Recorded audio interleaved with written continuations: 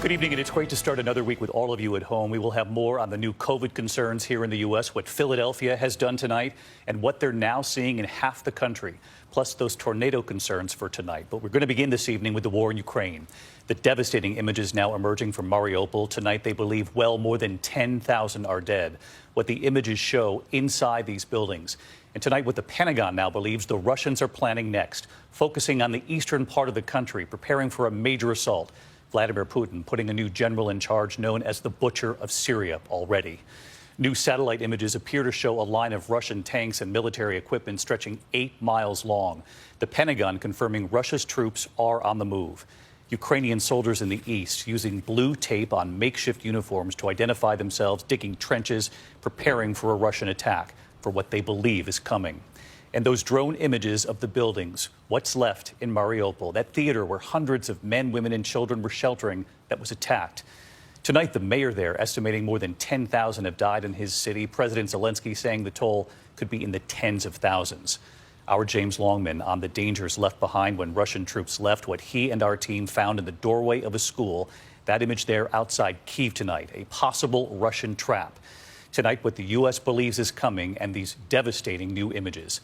James Longman leading us off in Kyiv again tonight. Tonight, the shocking toll on Mariupol becoming all too clear as the Russians ready a new assault on eastern Ukraine. There are tens of thousands of dead in Mariupol after more than 6 weeks of Russian attacks, although it's impossible to know for sure. 4 friends who managed to escape the city recorded the daily horrors in a video diary. They lived in the ruins of buildings to escape the shelling and scavenged for scraps of food in bombed-out supermarkets. One of the friends described the shelling. We were walking and it was everywhere, he said. Over our heads, then behind us. We laid in a ditch to survive. Somehow we managed to survive and escape. Military experts say Russia plans to occupy and control Ukrainian cities like Mariupol along the southeast to create a land bridge with Crimea, which they annexed in 2014. It comes as thousands more Russian troops are massing. This 8-mile-long convoy of military vehicles is heading for Izium and the Donbass, much of these areas already decimated by Russian shelling. The Russian offensive is being led by General Alexander Dvornikov, known as the Butcher of Syria, because he commanded Russian troops there to save the regime of Bashar al-Assad. The campaign gained infamy for the indiscriminate aerial bombardment of civilian areas.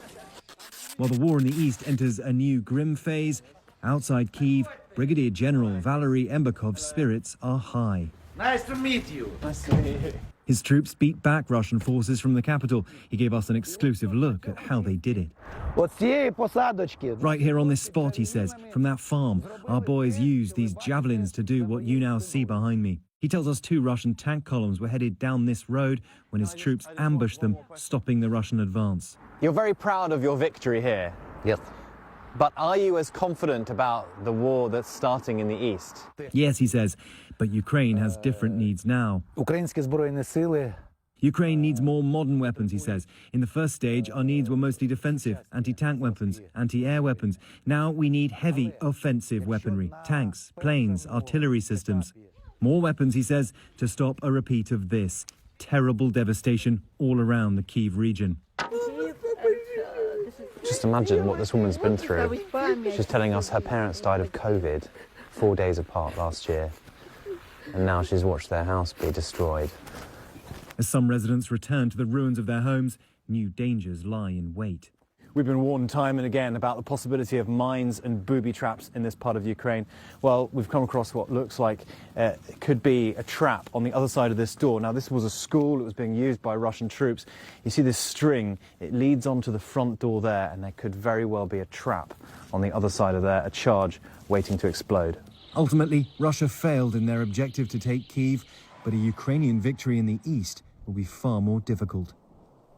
And James Longman joins us now from the Ukrainian capital tonight. And James, you've been out reporting in these towns outside Kyiv where the Russians have left. And of course, so many civilians dead, buildings wiped away, the real concern over those potential Russian mines that you just showed us there. I know tonight the Pentagon believes the Russians are regrouping. That was the word used by the Pentagon today.